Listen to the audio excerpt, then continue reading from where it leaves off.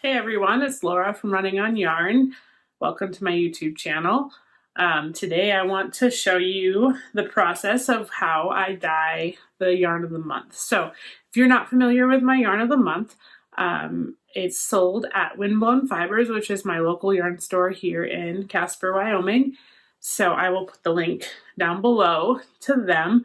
Make sure you follow them on Facebook and Instagram so that way you can be notified as soon as Yarn of the Month comes out, because we have a club and they sell out really, really quickly. So, and they're a one-time dye. I don't usually dye more.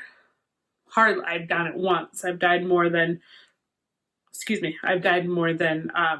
like re-dyed the next month. But for the most part, I can't re-dye them again. So, So we're going to show you October, but if you're not familiar with Yarn of the Month, I'm just going to show you what we've done this year. So it's in my Airy sock yarn, so it's really squishy, really nice for socks. It's a 75-25 merino nylon blend, so really nice for socks. So I'm going to go through, and I don't have all of mine labeled, so I may not remember all of the names. I may have to go back and see, but we'll start with this one. So this is January. And this one was Painted Snow. So that one was fun. And then we went for February. And I don't actually remember what I called this one, but this one's really fun. And if I'm gonna unskein this one because it is mostly pink with a little bit of purple. So super bright. This one was really fun.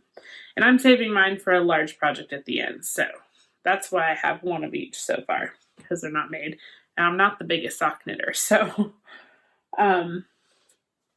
this was March.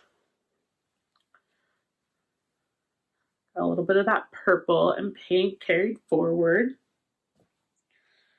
And then I do believe this was April. This was like tulips or something. I'm really going to have to go back and look at the names. This was May. Now, this one was special because this was after all of the COVID stuff had hit. So, and what we're trying to do, we're trying to socially distance. So this one was based off of I'm sure everybody saw the molecular structure of, I think that's what you call it, of COVID, which was gray with like red and some yellow in it. So we did social distance for that. I've not actually seen this knit up yet. So if anybody has done their socks or something with it, send me a picture or put it in the comments below because I would love to see it. This one was called In the Land of Llamacorns. The reason this one was called that is the very first thing I bought for Declan, who was born this year, and we didn't know he was a boy. We were at World Market and we saw this book called I Love My Llamacorn, and it was all these colors. So I called this In the Land of Llamacorns. This was July. So this was Starfish. I found this really cool picture and then I went back to find it and I couldn't find it again, but it had this fence that was this color and the starfish, of course, was this color. So that one's pretty fun. It's just kind of a half and half. So it kind of goes together really nicely. The next one, this was Hot August Nights. We had so many variations of this one, so it was so hard to choose, but I'm going to pop this apart so you can see it too. They really are best seen unskeined. This one I did see knit up, and I had some lighter versions of this too, but there's no real color pooling. You just see it all. So, and I find that a lot of my yarns like that. There's not a lot of color pooling, and I don't do that on purpose. Like, I have no idea how to make it pool except for doing like a scientific math problem and putting it in certain areas. But I am not that exact. This is my art. This is what I enjoy. I'm not going to do that. So, and then our current one, September, maybe one of my favorites. So we've had a lot of fires this year. So this is Smoky Sunset. We have had like a lot of small fires. And then, of course, there's been all the smoke from Montana and Oregon and California, and it's all come in here, and we've had some of these crazy sunsets lately. So again, there was some really hard ones to choose. I have another one upstairs I'm saving for my mom, but it's a little more orange in person than it looks on the camera, but speckled a little black, and this one was really fun to make. So, and it definitely was very fitting for September. So, and we're still having fires. So hopefully we get some rain or snow, and man, we need it bad. So without further ado, we're going to talk about October. So my thought process for October, just before I show you the process, is I had this idea, I don't know, a couple weeks ago, and it's just stuck in my brain. So this is what we're going to go with, of like purple with not black speckles, but black, like black dye placed in it strategically. So my favorite way to dye, and I'll do some videos on this, but is immersion dyeing. Today's is going to be fairly basic video. But I love immersion dyeing and adding colors different places. Speckling is fun for a whole different reason, and a whole different way. We could talk about a couple different ways we speckled in some of those, but another video for another day. So what I think, I actually need to look up the picture of this and see if it's actually what I'm thinking in my mind, but this is, I do believe if you look up the haunted mansion, like the words, they're like black with like purple behind them, I think. I could be wrong, but in my mind, this is how I'm picturing it. And so I'm not going to actually look at the picture because I know what I want it to look like. I also know that the yarn's going to turn out nothing like I think it's going to look, because that's how that happens every month. But I think I have a pretty good idea of how it's going to look. So I'm choosing purple with some black this month, and I will show you how I do that. And then my favorite way to dye is immersion dyeing. So I have the big pans and I can do that, but my favorite way is to immersion dye. So that's what we're going to do. And I do about 21 skeins at a time. So I have an extra for me, but I sell to the shop, 20 to the shop. So that's all there's made. So if you want it, you got to get on there on the first of the month, and you got to be watching when they release it so you can get it. And then they'll usually hang them too, because there's so much variation, you can pick which one you want. So that's pretty fun too. I have had my yarn soaking for a couple of days. I soak my yarn in vinegar water for at least 24 hours. I don't have a ratio. I used to follow a strict ratio. Now I just put a half of a 5-gallon bucket of water and I dump some vinegar in. I can always add more vinegar to the dye bath if it's not taking up enough, but that seems to work for me. That's how I do it. So I've had those soaking for a couple of days now because I haven't gotten around to dyeing them. I think it's essential that they soak for at least 24 hours to take up as much color as possible. What I've found is if I just do an hour, which is what a lot of, like if you look up a lot of books, they say make sure you soak your yarn for at least 30 minutes, closer to an hour, but I don't find that it saturates the fiber enough. And maybe it's also because I soak 10 in a bucket. So, but I know there's dyers that soak like 40 in a bucket. So I don't know, but I do 10 per bucket, and just a vinegar water solution, super safe. And then I'll show you all this as we go along, but I'm going to explain the process. So I have some really nice big pots. Let me show you.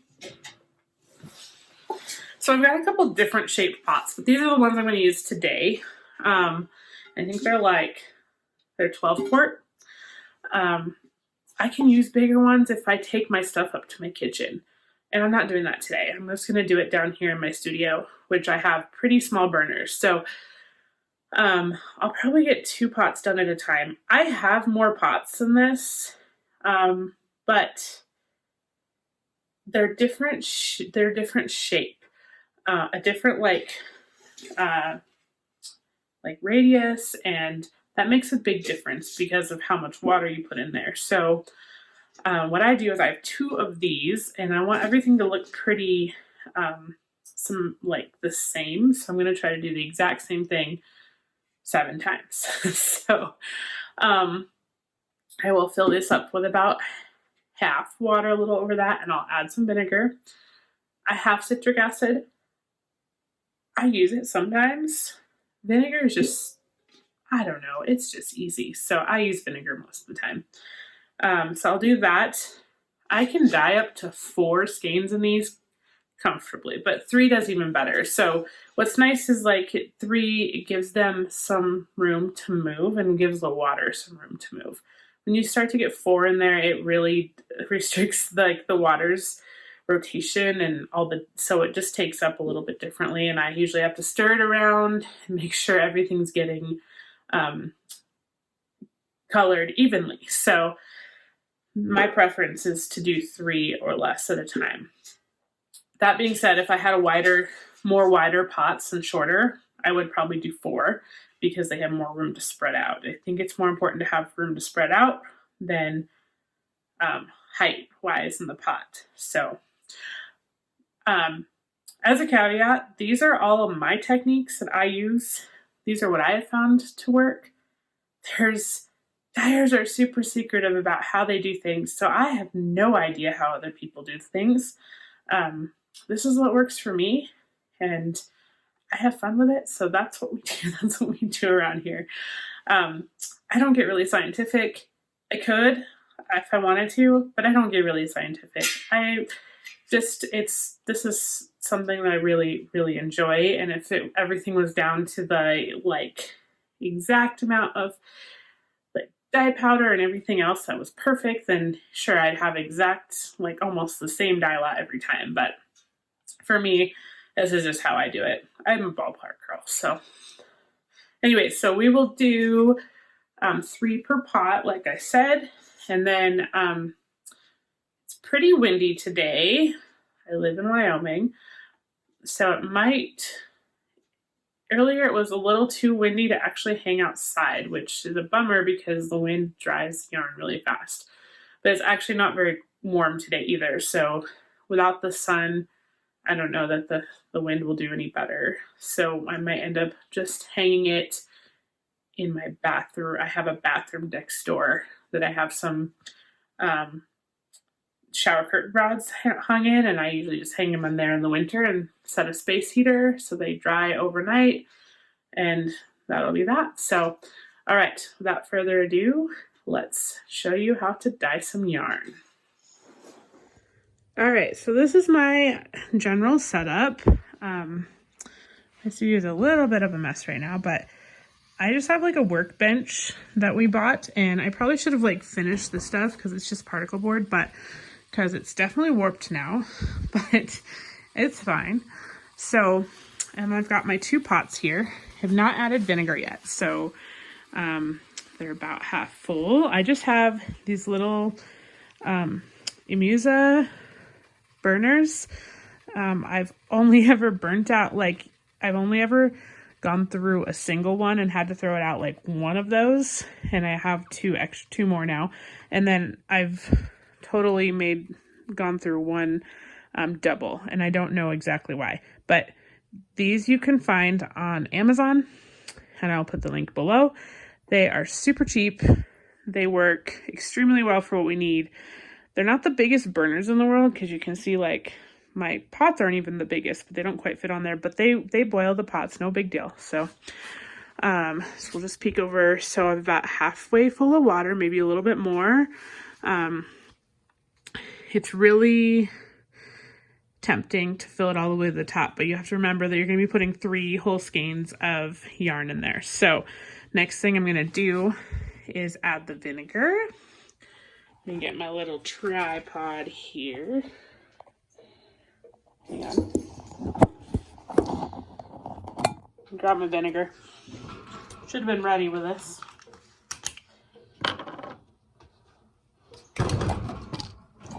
Okay, so I just use just distilled white vinegar. Usually whatever brand Menards has at the time. And they change frequently. So they're actually cheaper to buy vinegar at Menards than it is even at Walmart, or even to buy it like in packages at Sam's Club.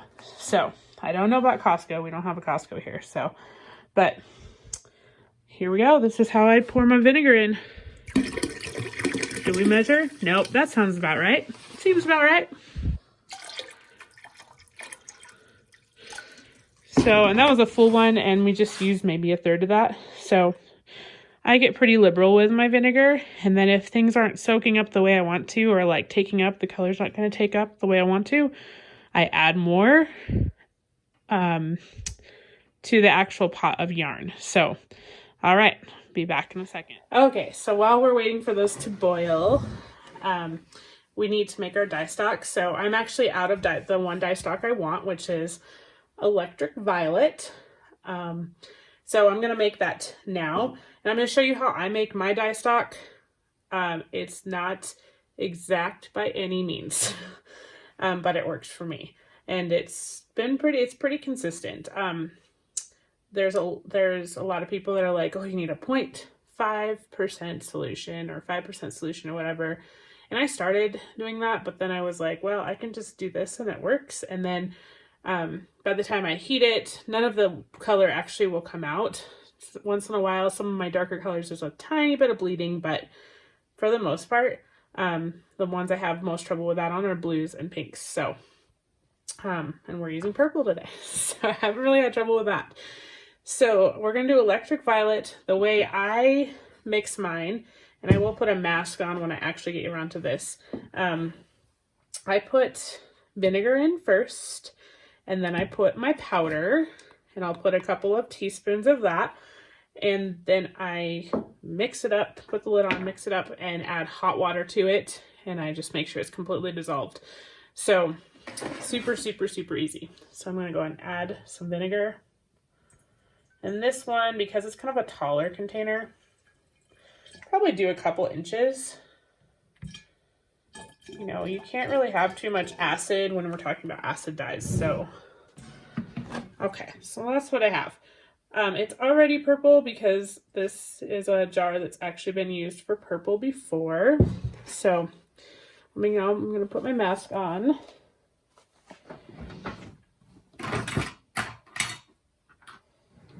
So, like I said, I use a couple of teaspoons, and this is all in rough teaspoons. Like, that's not exact, but it works.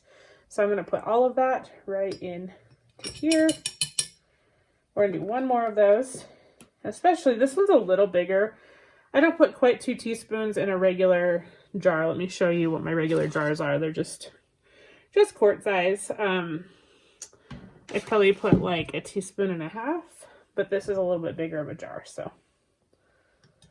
I used to weigh them, and then my scale that I have is not accurate. I need to get a better scale. I just haven't done that yet. And so I just started using teaspoons, but it does make a difference. Like, you know, a teaspoon of one color is different weight than a teaspoon of another color. So all right, I will be back in a minute. I'm going to go fill this up with hot water. All right, so we have Electric Purple, and I went ahead and made some True Black as well. So let's talk about a little bit of safety. I definitely wear a mask when I'm dealing with any powders. So just that, those little particulates you don't really want to breathe in. So I definitely do that. After that, I've read mixed reviews. Do you wear a mask when you're using just the dye stocks, or do you not? I haven't for years, so I feel okay with that. But if you are at any doubt, you wear a mask, and that's my preference. But this is for informational purposes only. So do what you need to do. Also, it's a good idea to wear gloves. So typically, I will wear gloves all the time. Sometimes I get a little lazy, but you should wear gloves all the time when you're dealing with any of the dye stocks. Once they're dissolved into here, I feel okay not wearing a mask. So, so I don't wear one. So, the way I measure is I got these cups from Walmart like forever ago. I don't even know if they sell them anymore. This one looks like it could use a little bit of a cleaning, but, I know a little kind of how much I need in each cup for the specific amount of yarn that I'm doing. So I usually do about a half of one of these for one skein of yarn. So we're going to do 3 in each. So I'm going to do 1.5 of these cups in each of these pots. So we'll go ahead and do that.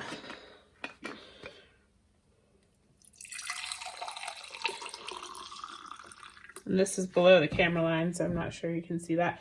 And this is what I count as 1 cup for me. So I'll pour that in there. Pour another. Let's do a half on this one. So only have a half. And we'll do that one more time for the pot on the other side.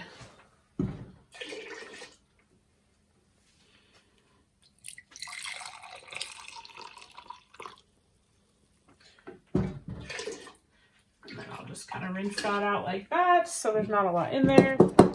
I keep paper towels down here so I can just kind of dump it out, as well as paper towels are a really good way to see what color we're looking for. So, all right.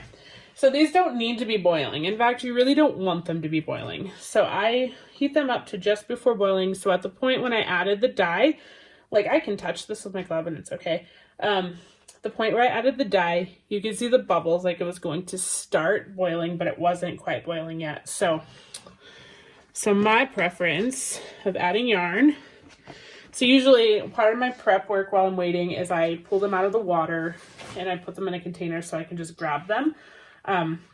Dyer's tip number 247, I use shower curtain rings to hold them together. That took me like a year to learn.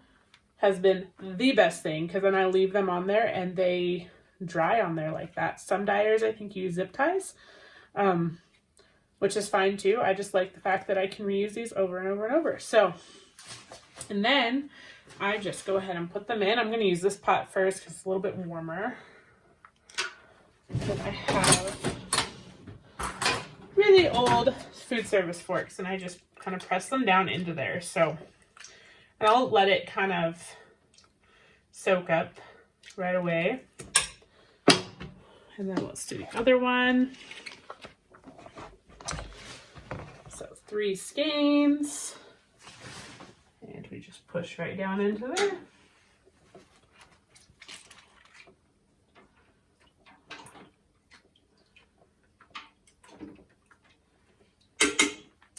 So I don't let the dye bath exhaust, which means the dye bath would go clear just yet. I want to add in my black. And so I'm also using, today I'm not going to speckle it with powder. I'm going to actually use the dye stock. So but I'll show you how I'm going to do that. So, all right.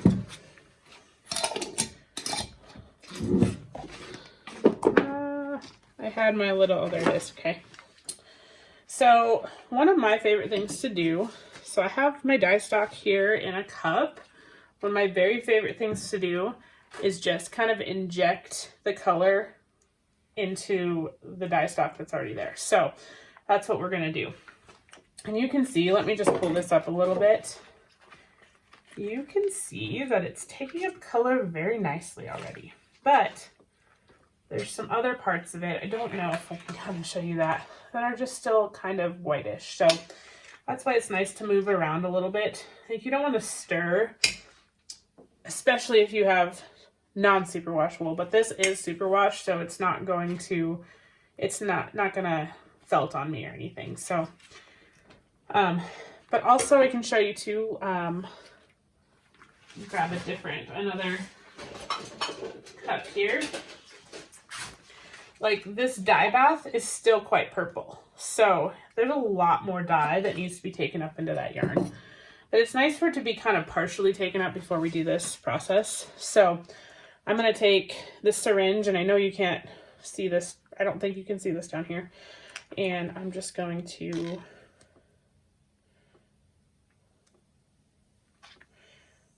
get a full syringe. And these are just dental syringes. So they're really fun when I have like a big pan of stuff, then I can like scribble all over it. And that's a fun way to speckle. So I'm just going to literally take it and I'm going to put it into the water like up to here. And I'm just going to release it out and probably pull it up at the same time. So that way it gets, because at this point I don't really know like what skein that I'm working on. So, and I'm going to do about 4 of those per pot.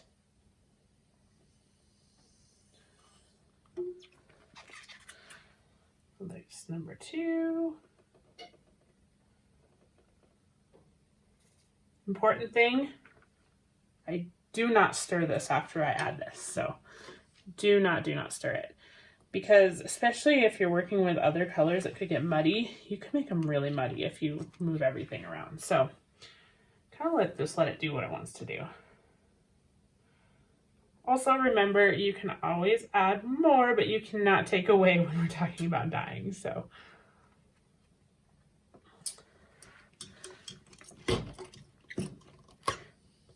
and speaking of that, I'm just going to leave that at 3 right now. I will check it again here in a few minutes. We'll see what it's looking like. So let me add this in here. A little bit more. So it's not quite as hot.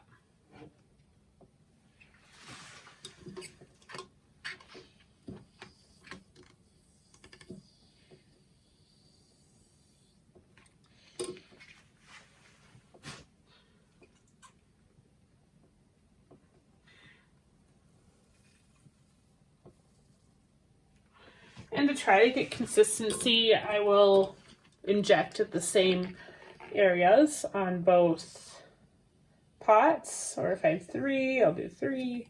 But then with all 7 pots that I'll do today, we'll do the same thing. So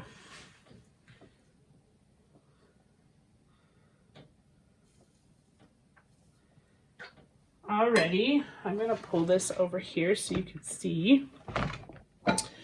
Already they're going to look somewhat different, because in this one you can actually kind of see the yarn pretty well. There's probably a little less water in there.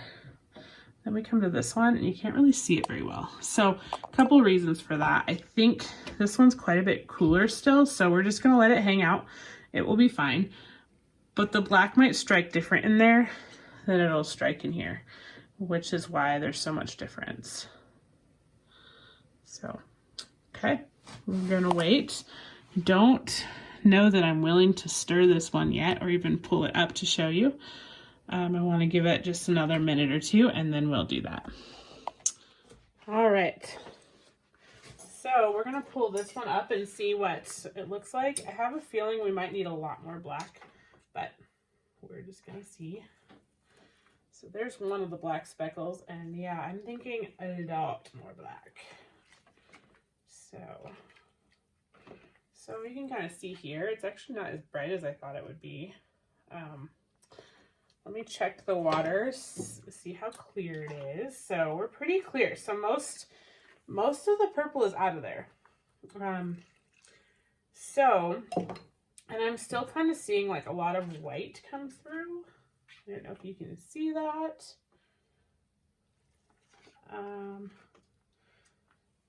But I think what I'm going to do first, before I add any more purple, let's add more black. So this time, I'm debating. I think I'm just going to pour it in there. So I can kind of see where and then because I want it to be like more dispersed over the whole skein, I'm just going to kind of stir just a tad. So often I'm not quite getting what I want.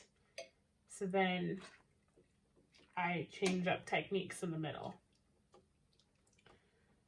And there's nothing wrong with that. So let me check this one. This one, let me show you the saturation of this one. So this one was added a little bit afterwards, but of course it's been a little cooler, and so it's still pretty purple. But it's good enough that I'm willing to pull it up and see that one's actually doing pretty good. So note to self for the next one, we probably need a little bit more water in the other pot. So pour that over there. And then we'll do the same thing. You don't want to stir too much because that will change all of the purple, and we don't want to do that. But okay, we're going to leave it sit. And I'm going to come back to this in about 20 minutes. So I'll set a timer and then we'll pull it out and see what it looks like. Okay, we are here just a few minutes later, and I'm going to pull the yarn out and show you what it's like. So there's some of the black right there. That was a little bit better. I'm going to pull out in a couple different places. I almost feel like I want just a little more black in there. So I'm going to add a little more black in there. Let's look at this one. I know you can't see it as well from over there, but I think having more water in this one made a big difference. And like by more, I mean like there's an inch difference. So I don't know how many ounces that would be, but not much of a difference. So we're just going to let that simmer for another 20 minutes and it should be good. Let's check the saturation and see.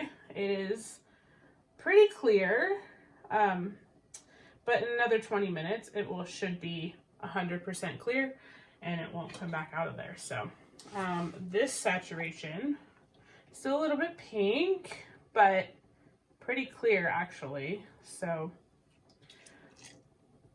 I have just a little bit more black right here. So I'm just going to pour a little bit over here.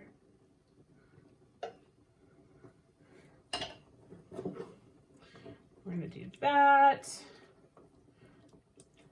And then that is the last I'm going to add to this one. So this will be 6 skeins done. Each of them is going to look a little bit different than the other because the water is not exactly the same, but that's just my process of how I do it. So I just wanted to share that with you. So I will show you pictures. I will post some pictures or insert some pictures after this of them hanging outside and then skeined up. As always, if you enjoyed what you saw today, please hit the subscribe button below and like it. And also put in the comments what else you would like to see. This is a new YouTube channel for me, and I really want to make videos that you guys want to watch. So please let me know in the comments below. Thank you. Bye.